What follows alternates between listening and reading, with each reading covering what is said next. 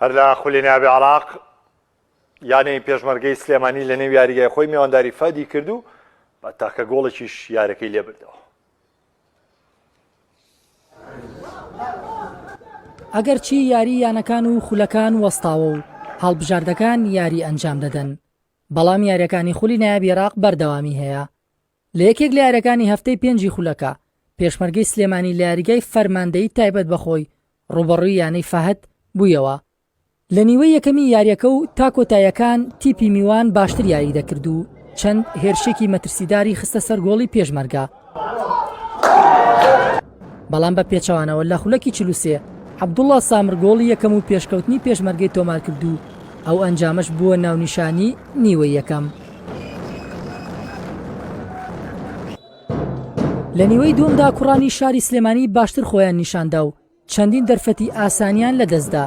لە کۆتاییەکانی یاریەکە یانەی فەهەد نزیک بوو لەوەی ئەنجامەکە یەکسام کاتەوە، بەڵام لە کۆتاییدا پێشمەرگە بەو تاکە گۆڵە یاریەکەی بردەوە.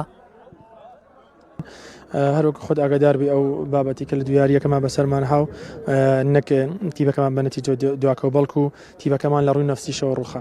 پێویستمان بە چەند بردنەوەیەک بوو، یعنی بەدەستێنانی چەند خاڵێک بۆی تیبەکەمان تقریبا بچێتەوە سەر سکەی خۆی و دەستکاتەوە بە منافەسە. من دڵم بە نەتیجە ئەمڕۆ خۆشە، هەر نەک وەکو بەدەستێنانی سێ خاڵەکە تەساوڕەکەم تیپەکە تۆزێک ئەو زەختە نەفسی کە چۆتە سەریان ئیشادا هیوادارم ئینشەڵا ئەم یارێ بێتە دافعێکی باش و ئەم زەختە نەمێنێ ئینشەڵا. کەرەتای جێمی یەکەم ساردێک بارزانەکان و دیار بوو. دیار بوو زۆربەی ئەرزانەکان داخلی جەوی یاریەکە نەبوون. ئەمە ژواردە لە یاریە.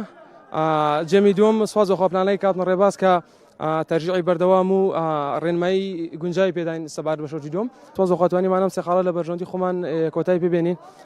بەنسبەت ئێمە ئەم سێ خاڵە بوومە زۆر گرنگ بوو، چونکە لە چوار یاری ڕابردوو تەنها 4 خاڵمانە بوو.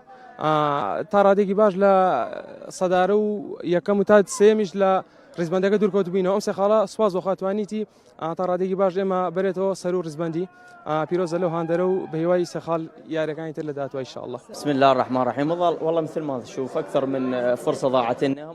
سەرەتا چەندین دەرفەتی گۆڵمان لەدەستدا و دواتر بەهۆی هەڵەی بەرگریکارانەوە گۆڵمان لەسەر تۆمار کرا.